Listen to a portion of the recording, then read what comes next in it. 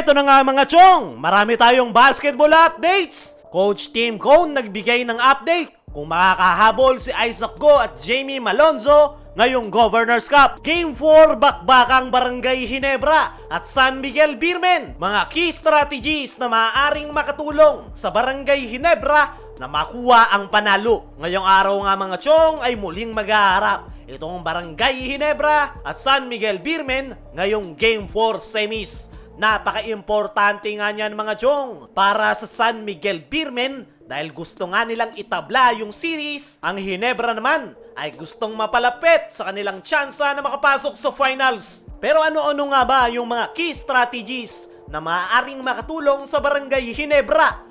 Unang-una sa kanilang listahan ay ang kanilang depensa. Depensa nga yung pinakakailangan maipakita ng Barangay Ginebra sa darating na Game 4. Dahil expected nga na babawi itong San Miguel Beermen. Kailangan nga nilang mag-focus sa paglilimit sa mga scoring opportunities ng San Miguel Beermen. Lalong-lalo na yung mga key players tulad na lang nitong si CJ Perez, lalong-lalo na itong si Junmar Fajardo. Ang dalawang yan nga mga chong, yung pinaka magiging threat sa Barangay Ginebra sa paparating na Game 4. Si CJ Perez yung masasabi nating go-to guy ng San Miguel dahil sa kanyang pagiging aggressive ay madali itong nakakalusot sa depensa at isa nga yan sa kinakailangang paghandaan ng Barangay Ginebra. I-expect na nila na mas magiging aggressive si CJ Perez. Isa pa sa magpapasakit sa ulo ni Coach Tim ay itong si Junmar Fajardo. Although checkmate na ni Coach Tim kung papaano depensahan si Junmar sa ilalim. Pero kailangan pa nga rin nilang maglatag ng bago na magpapahirap kay Junmar pagdating sa opensa. Sunod sa kinakailangan gawin ng Barangay Ginebra ay ang kanilang rebounding department.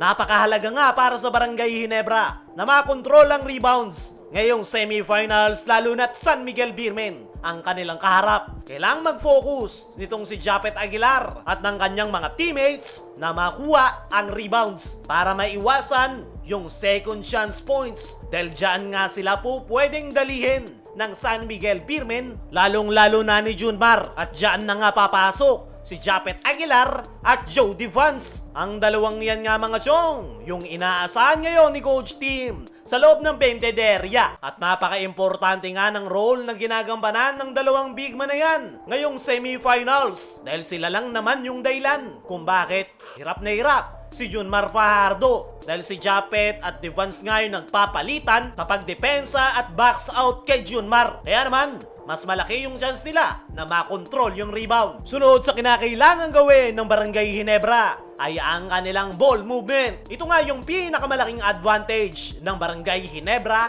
ngayong semifinal series kontra San Miguel Beermen. Kadalasan sa opensa ng San Miguel ay more on isolation plays. Pagdating sa Barangay Ginebra ay gumagamit nga sila ng triangle offense at total teamwork. Lahat nga ng kanilang mga players ay nakapagko-contribute sa opensa. At kung magiging maayos nga yung ball movement ng Barangay Ginebra sa darating na Game 4 ay mas makakakuha nga sila ng open shots at mas mapapadali nga yung kanilang laro kontra San Miguel. At effective nga yung takbuhan at ball movement ng Barangay Ginebra dahil hindi nga nagagawang makasabay ni Junmar Fajardo at yan nga yung tinitake advantage ngayon ni Coach Tim Cone kontra San Miguel. Sunod sa kailangan gawin ng Ginebra ay ang kanilang consistency. Dapat ay consistent na makapag-contribute ang lahat ng mga players ni Coach Tim Cone.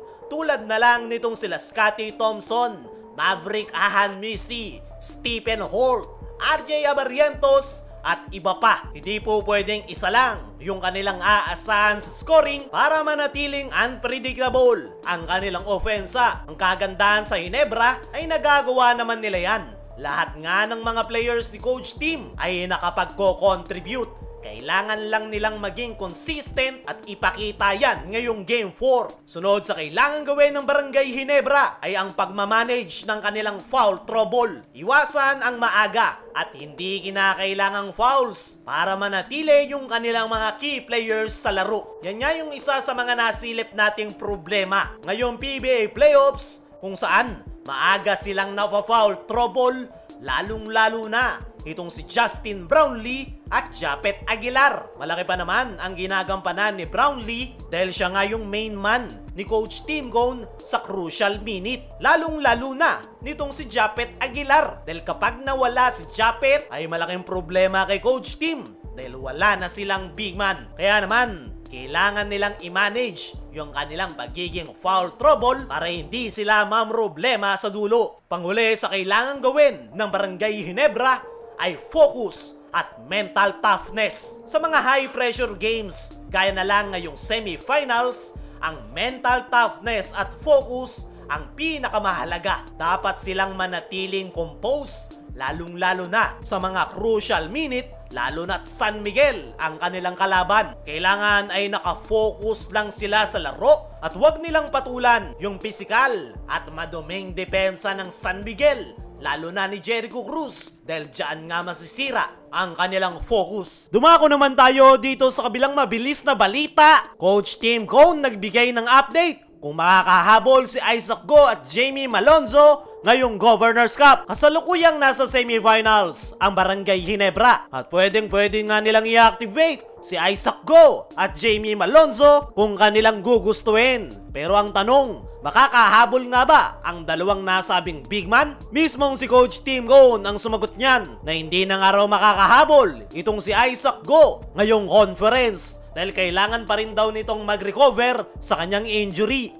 Pagdating naman kay Jamie Malonzo ay although okay na yung lagay ng nasabing forward ay hindi nga nila ito minamadali at sa November pa nga raw ito makikita ng Barangay Ginebra fans. Sa ngayon ay ang focus ni Coach Tim ay kung ano ang meron siya ngayon at ang semifinals. Kaya mga chong, ano masasabi nyo? Ngayong hindi na makakahabol si Malonzo at Isaac Go, pati na rin sa magiging Game 4 sa Bakbakang Ginebra at San Miguel Beermen. I-comment mo lang dyan sa ibaba.